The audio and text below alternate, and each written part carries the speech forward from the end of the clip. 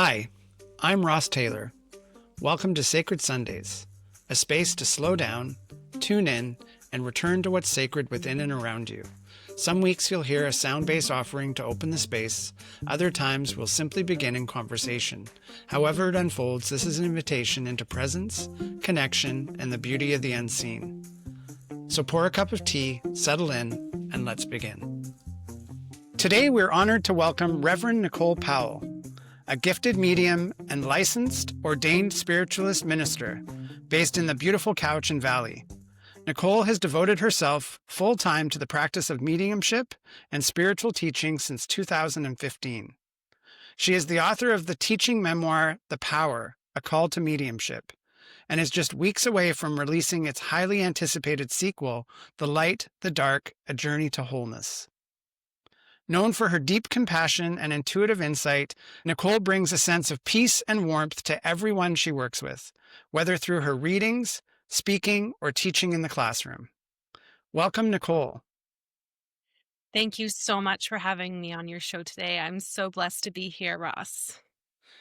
We have known each other actually for quite a while, since about 2019, and we've crossed paths at different times. And I just love the fact that we both have this connection to Squamish and this history. And it's really been a gift to witness you doing your work now and the depth to which you do that work and to have known you before all of that started. It just feels really cool and special. And I've been excited to come together and have this conversation. Yeah, me too. I'm so excited and knowing our timeline. And I think you said 2019, but it actually goes back to maybe 2008 or 2009. So Right. it's awesome just how this journey has continued to find each other as we've stepped along it. Absolutely. And you're right. It was 2009. And I think it was a circle that was created by a mutual friend. And it was all inspired by a book called The Wisdom of Yoga. It's funny, and I haven't even read that book. Really? I actually picked it up when I was in Vernon again. Oh, wow. Yeah. Yeah, I was just opening up to my gifts and I was like, I have to do something. So I was learning Reiki and I heard about these circles, psychic circles. So I thought, hey, I should go and join. And I remember I was 23. I was so nervous and I was walking in and there was your warm face and you were like, come on in. And I was like, oh, I'm safe here. Oh, that's funny. I remember now answering the door. I Yeah, you remember did. whose house we were at too. That's super cool. Yeah, yeah, Yeah. totally. Because we must have crossed paths because I worked at Starbucks in Squamish for years. And so we probably crossed paths there first. Oh, for sure. I was always Yeah. there. All right. So Nicole is going to start by sharing a spirit guide attunement. Mhm. And so let's begin with that, and then we'll circle back to conversation afterwards. Sounds wonderful. Thanks, Ross. So, the reason I chose a spirit guide attunement is because in all my teachings and in all my readings, the number one request I receive is I just want to hear or feel my spirit guides more. So, I thought I'd take this opportunity to give you an experience so that you can have this exercise to practice on your own time to have a deeper connection with your guides. So I'm just going to invite everyone to put their feet on the floor and get grounded and in your chair very comfortably. And I just want you to close your eyes when you're ready. Now take a few deep breaths and just allow yourself to relax into the silence, into that stillness of being with yourself. Now I want you to go inward and connect to your heart and bring your attention to your body and its own wisdom, giving yourself permission to let go of your day, your stresses, and just allow yourself to have this next few minutes just to be with yourself and your spirit team. Now, I want you to find that place within your body that feels strong. This could be your knowing sense, your gut check, your gut feelings, or even just that place where you can always trust yourself. For me, it's just at that tip of the rib cage, right into my higher abdomen. And I want you to find that. And I want you to imagine or intend a light ignite within you. And if you can't see it, just imagine or intend that you can. And I want you to invite yourself to turn that light on and start to breathe that light into life. With each breath, I want you to allow it to grow bigger and brighter, starting to fill your inside, bringing that light into your chest and your arms, into your hands, and then radiating it down to your legs. Feel it fill your stomach and then move up to your head until your whole body is glowing with that internal light. It can be a golden white light, and it may feel revitalizing for you as well too. Take a moment to just allow that light to grow bigger and brighter until it starts to naturally fill into your auric field, which is your energy body all around you. I want you to see yourself as if you're inside a dome or a globe, and this light is radiating in your aura, waking you up, waking up your energy body, and helping you start to develop that relationship with your energy field outside of the physical presence. Now I want you to fill that light into the room you're in, touching the edges of the room. I want you to feel the presence of your energy just tapping the corners of the room, knowing that there's no limits to your spirit body. And then when you're ready, just coming back and just kind of radiating into your aura around you. Now we're going to very gently invite in our spirit guides. And we're going to ask for 2 guides that are helping you right now in your life with your spiritual growth and your development and your guidance, just to come and be with you. Ask them to wrap their arms around you and invite their presence on your left and right side. You might notice a shift in energy, presence with you, a lightness or even a density. You might notice a flash of color or just a feeling of connection. And however it is, it's right exactly for you. So we have 2 main guides here. And so we're going to start with the one on your right side. And I just want you to bring your awareness to the right side of your body and invite this guide to come closer than they've ever come before. Just ask for this attunement, this blend of your energies meeting together, knowing that your guide has your highest and best good. Your interest in mind is here to guide and support you, and to allow yourself to have this meeting and this intimacy of connection. Now, if you're sentient, if you're a feeler, you might notice a presence with you. Now, if you're more visionary, if you're clairvoyant, you may get a flash of color or a vision of a face, or even just noticing symbology around you. And if you're clairaudient or you hear things, you may just hear a presence standing with you, or maybe all of them, or maybe none, meeting yourself exactly where you are right now. So feel that presence and start to connect with this guide, allowing yourself to have this meeting and just becoming a witness to what you notice. Is it smooth? Is it energizing? Is it calming? Is it flashes of color? And know now that you've made this connection, you can come back to it at any time. So we're going to ask this guide to step aside now and thank them for being here. And we're going to bring our attention to the left side and ask for this guide to come closer than they've ever come before. Feel their presence with you around you. And you may notice that it feels different than it was on the other side.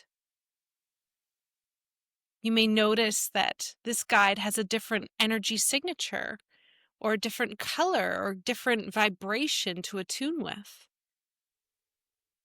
Knowing that each guide that comes to you has its own essence and own reason for being with you to guide you on this journey of life. And that the two that have come together today have a reason for being here together. So just take a moment to blend and attune with this guide, noticing any subtle energy, any presence, and just taking note of what you notice and witness.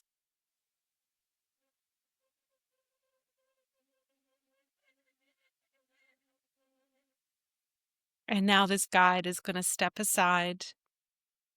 And I want you to feel both of them at the same time connecting with you. And I want you to take a moment to feel this connection and what it feels like, how to get back here in this moment, and to allow this to be a natural part of your life, inviting your guides and attuning to their energy to be with you.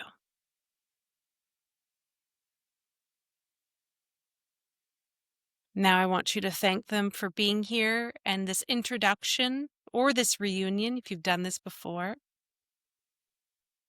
And I want you to come back to your heart and your presence within yourself, keeping that door open to them because we always want our guides with us. And now I'm just going to ask you to get a piece of paper and a pen and write down what you notice on the left side, the right side, in as much or as little detail as you can. And I want you to practice this as often as you need until you feel you can get there easily yourself and develop that connection. And once you start to recognize the connection you have with them, start to ask them for your support and guidance with things or signs or things to look out for, and develop this relationship as you would a friend. Just like how when we have a new friend, we call, we bring gifts, we're attentive, we share things, we find ways to connect. Because with your guides, it's exactly the same. They may be non-physical, but it's our job to connect with them if we want a stronger relationship.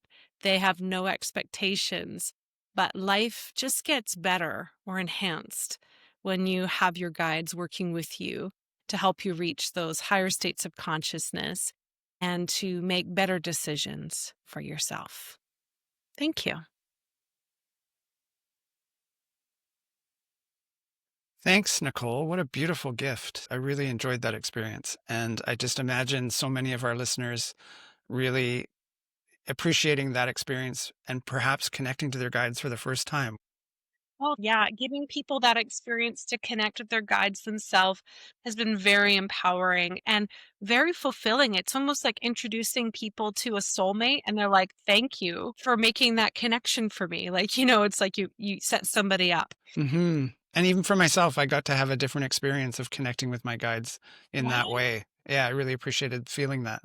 Oh, that's so great. Yeah, it's surprising how as we change, they change. And different times in our life when we connect to them, they show up differently. So we can't get attached to who they once were. Exactly. Wow, that's great. And I know that, there's different guides that can come in at different times as well. Yeah, very much so. Because based on what you're into or going through or learning at the moment, we have different guides for each area of your life. And we pick up new guides as we evolve. And also, we have some that stay with us our entire life. And they're not people like you and I, they're non physical beings. So, for those that are thinking, like, oh, well, I didn't see anything or I just felt something, that's enough because you have to remember they are just energy. And Hmm. they may come as beings of light or color, and that may be their signature, but they don't have to show up in physical form. Hmm. And that's a good reminder because for myself, I'm clairsentient and claircognizant. And so the clairsentience, it's like when I'm in groups and I hear other people describe their clairvoyant experience, I always over the years had this experience of like, well, why am I not having that experience? And Yeah. then really I've come to know that, oh, I'm having my experience and that's perfect. And your guides will come to you in the best way that you can recognize them. And if it's through feeling and sentience, then that's perfect. And I always think that's the best one, anyways, because if you can feel something, it means you're alive, right? Hmm. We can misinterpret what we see, but we can't misinterpret what we feel. True story. Yeah. Hmm. So, Nicole, you've been doing this now since 2015, and I'm curious, what is it now that is alive for you in terms of continuing to do this work? And what is it that brings the passion? And what is it that lights you up Yeah. about doing this work? I'm going to backtrack a little bit because it was 2012 when I launched my business, but it was 3 years of working on evenings and weekends and banging my head against a brick wall before it started going. So, yeah, it was 2015 when all of a sudden it was like the floodgates open and I was able to do this full time and to be able to quit my job. But when I think about back at the beginning, all I wanted to do was to help people and to be in this energy. And I read a lot of tarot cards and I did a lot of healings with people. And the mediumship started to open and it took over my life. And for the past 10 years, it's been a whole whackload of private sessions, readings, getting to know people, and now getting into writing. Where I'm at now in 2025 is I feel like a place of wanting to teach and educate and offer. I feel like I have so much knowledge of this profession, working full time as a medium, that I just want to like unleash it into the world. And I want to share what I know because sometimes it feels like it's saved for, the covens or the secret circles or only for celebrity mediums. And I'm just a small town medium, right? That serves her community and her village. And so I really just love connecting with people and sharing my wisdom and really the stories of empowerment of how people can have their own connection with a higher source and that that's not reserved for just some. I love that because I have encountered clients that I work with that are in places that, I mean, we're so lucky here in Vancouver Island. Like Mhm. this community is so rich in terms of the healers that are here on the island, and that's not everybody's experience. So what I love about what you just said is that there's people out there that need that because they don't have the community that we do.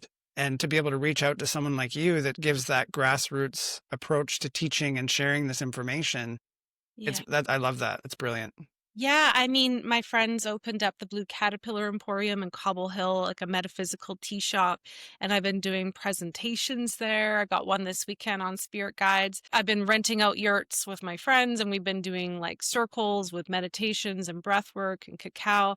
I mean, I just really want to do things in the valley here in Cowichan and connect with people and have those healing experiences, and they've been extremely fulfilling for me. And also just nice to be able to connect with people over long periods of time because like you, I've known you forever and I've gotten to know some of my clients and students and some of them have become some of the most dearest friends to me. Hmm. Yeah. Yeah. I also wanted to touch back to the timeline because Mhm. 2013 is when you arrived in the valley from the mainland, right? I came at the end, 2012, and then I moved up to Cowichan in 2013. Okay. Because I remember working in 2013, like I think in September. So it's funny, it's like right around now Yeah. that I actually left Duncan. So it's like Yeah. a week away. And that was 2013.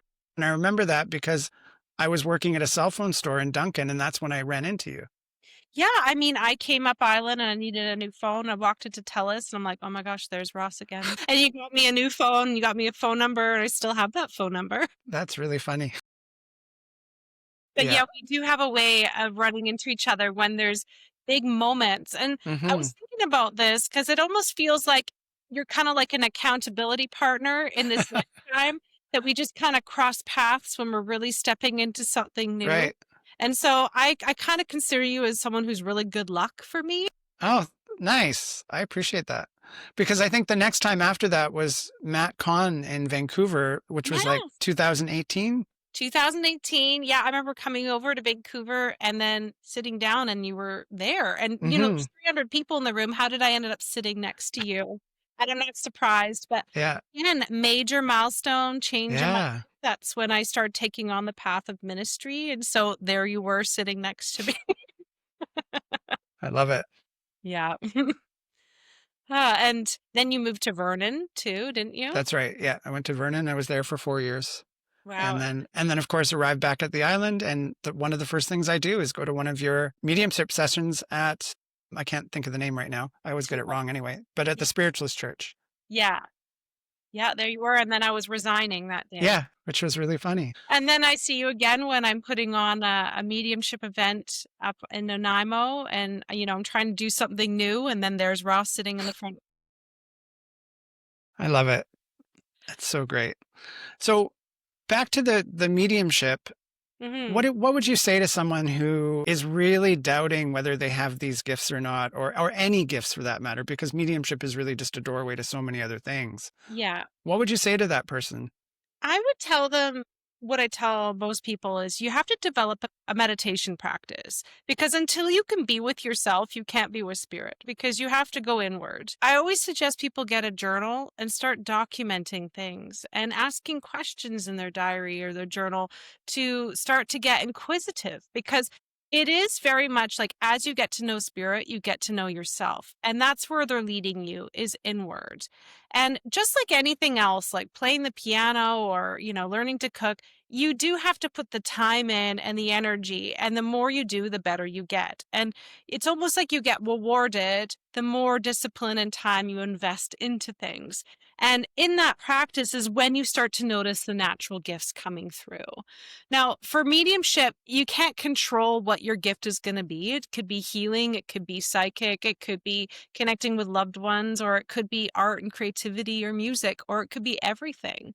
So in your practice of developing a connection to spirit, those things start to get revealed to you as gifts as you commit to it. For myself, I joined psychic circles. That's funny how I met you at my first one.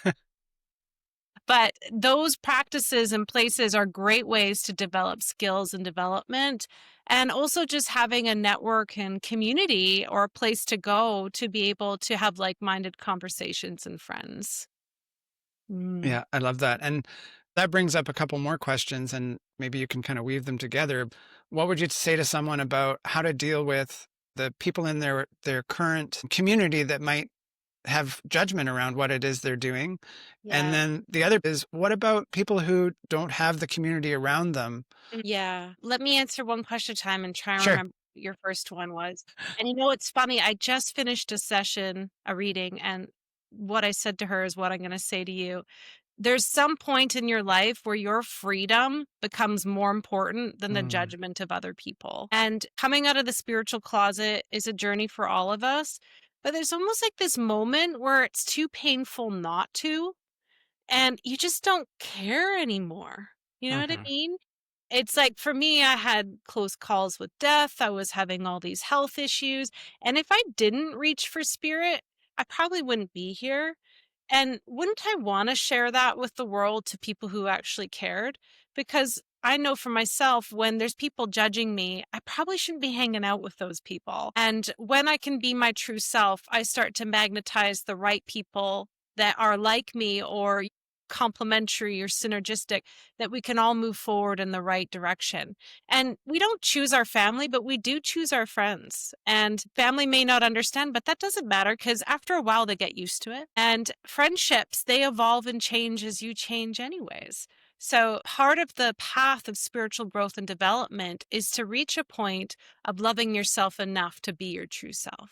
So that's what I would say to people about fear of judgment. And if you're fearing what people think, that's an inward job of more, how can you be more in alignment with who you are and your authenticity? Because your freedom is why we're here. We're here to express our true nature. I love that answer. And maybe I'll respond before you answer the second question. It makes me think of so many, in human design, there's different profiles. And there's so many people who they have this imposter syndrome because of that profile, and I encounter many of those people, and I went through that myself as well. Yeah. And I think that plays into it. It's like, who am I to do this? I don't have letters behind my name or whatever it happens to be. And so there's a lot at play when it comes to that self-judgment around how do I bring this out into the world? Yeah, definitely. Yeah. And like you, I don't have letters behind my name. I was a hairdresser and I went to energy healing school, but I don't have a PhD or anything like that. Hmm.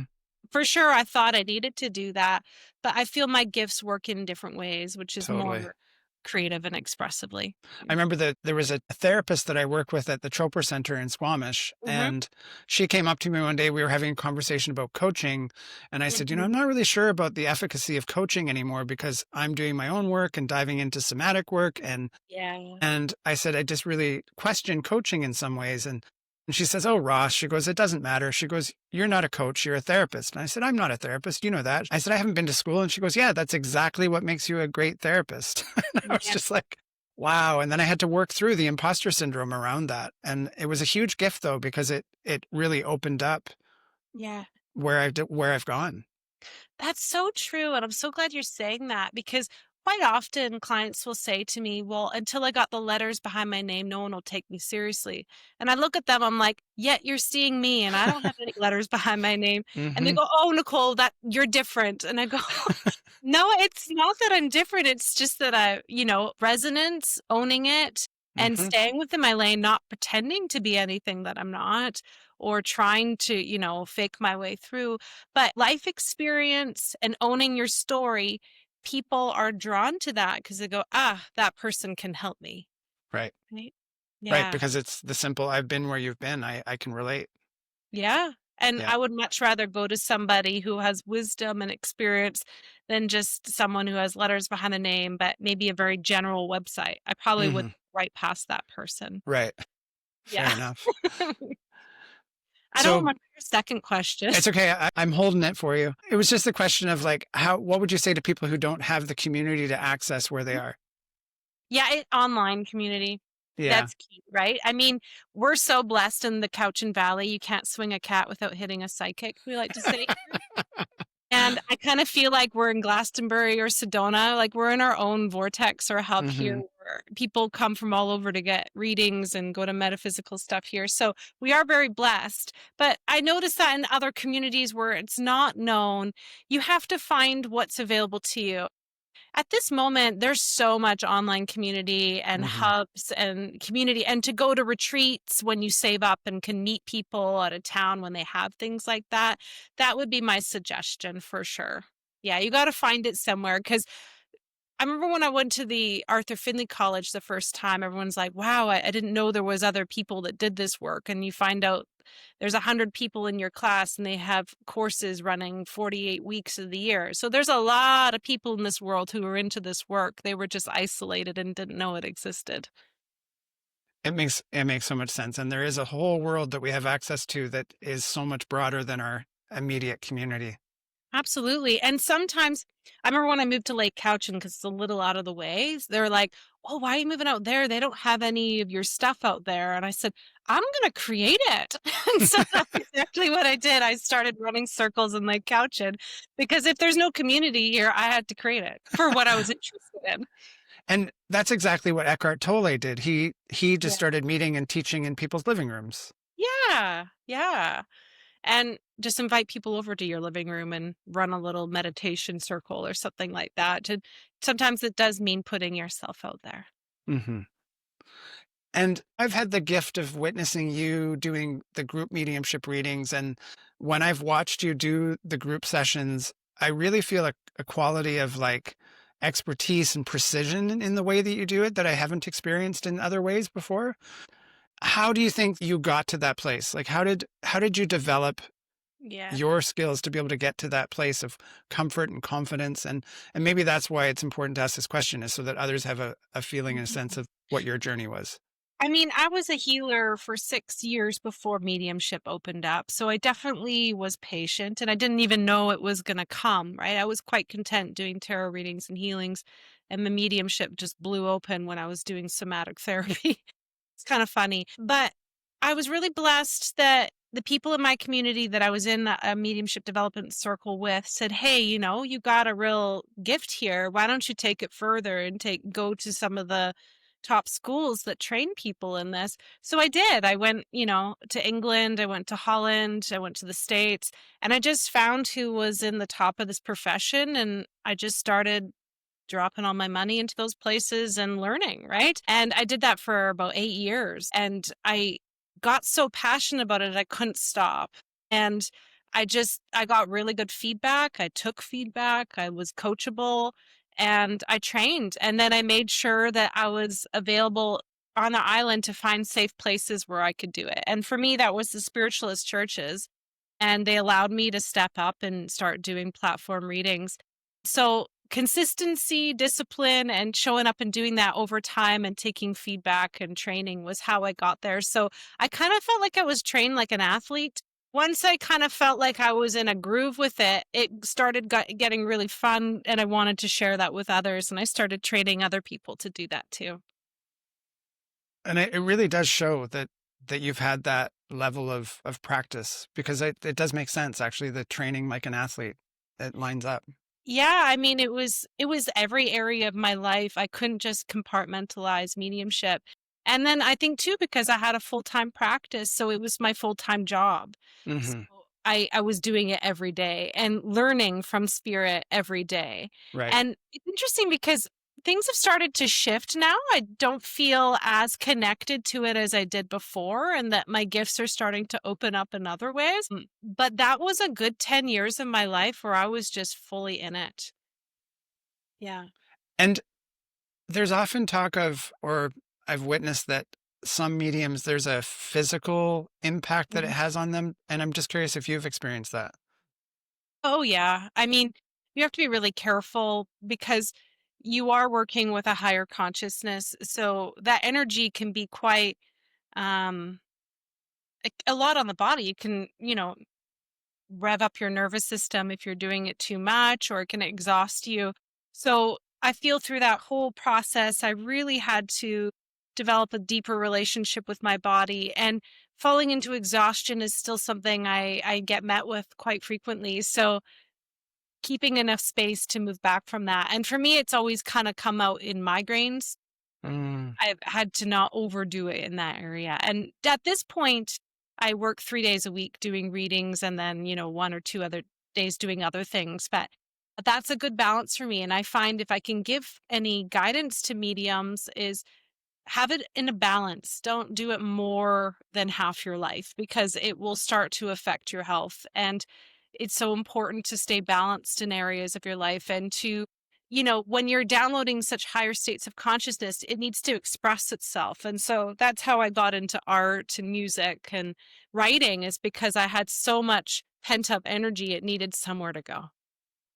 And I think that wisdom applies to so many of us in all that we do, in the way that we Yeah. do everything. It's like we have to find that balance in our lives. And I think one of the things I say the most in sessions, especially in human design sessions, is we have to stop going so fast. Like we're Absolutely. going way too fast in life, and we have to slow down.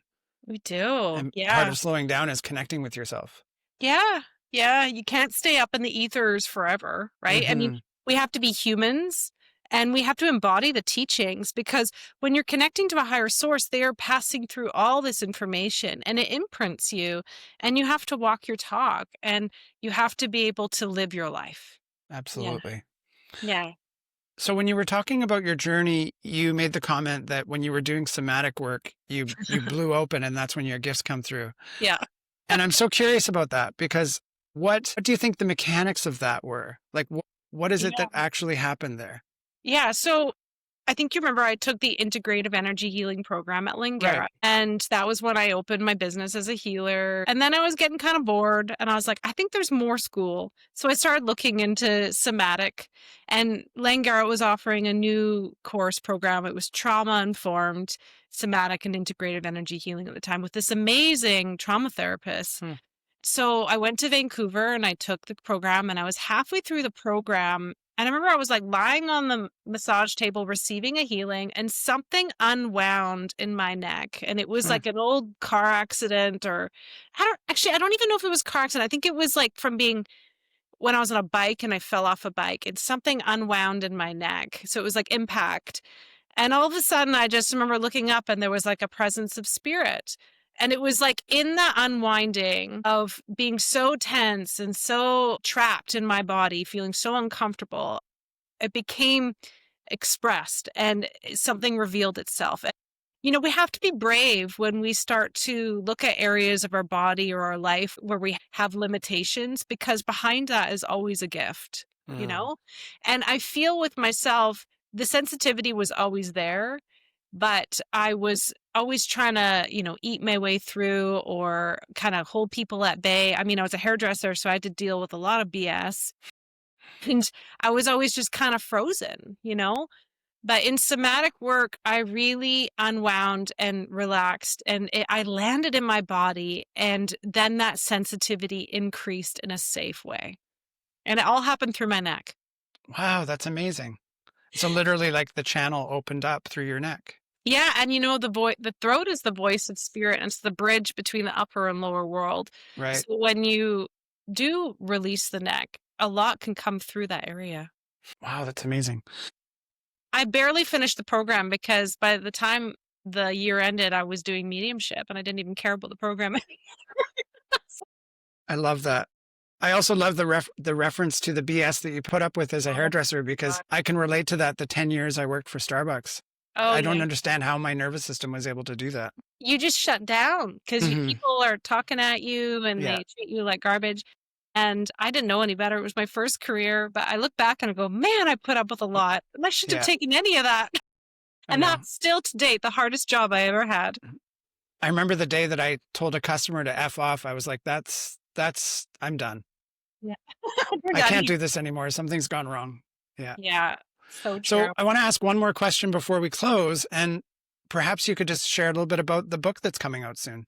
Yes. So this is the sequel because I ran out of time with the first one. But that first one was just specifically about evidential mediumship and how I opened to mediumship.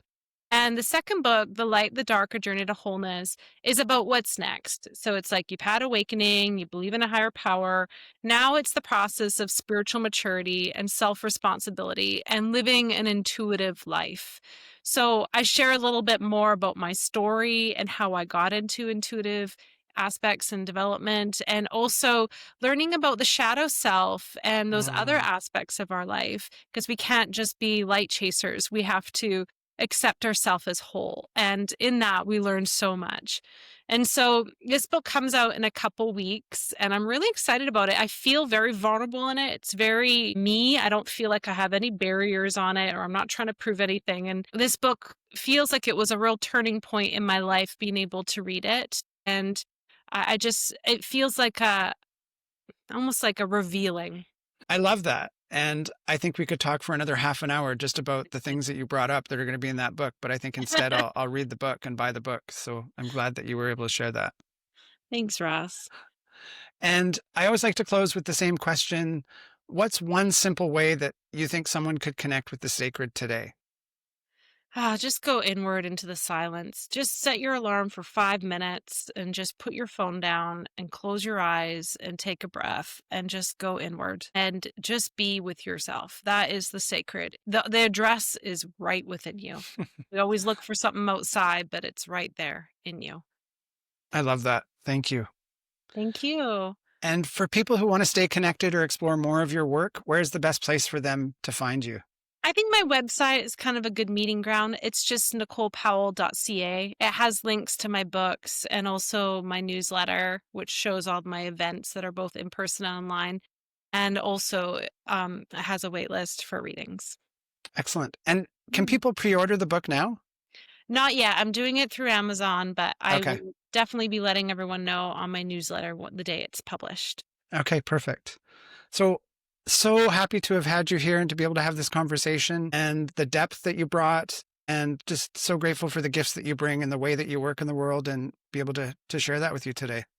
I so appreciate you, Ross, and I'm so glad you're back on Vancouver Island so we can have reasons to connect. We must be really leveling up if we're back in each other's presence. I know. I actually am. So it's great. Oh, good. Yeah. Me too.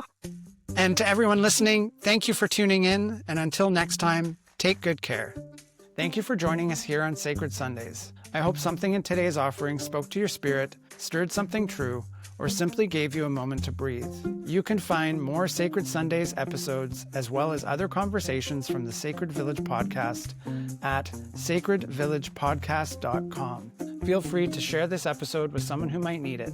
Until next time, may your Sunday be slow and sacred. Bye for now.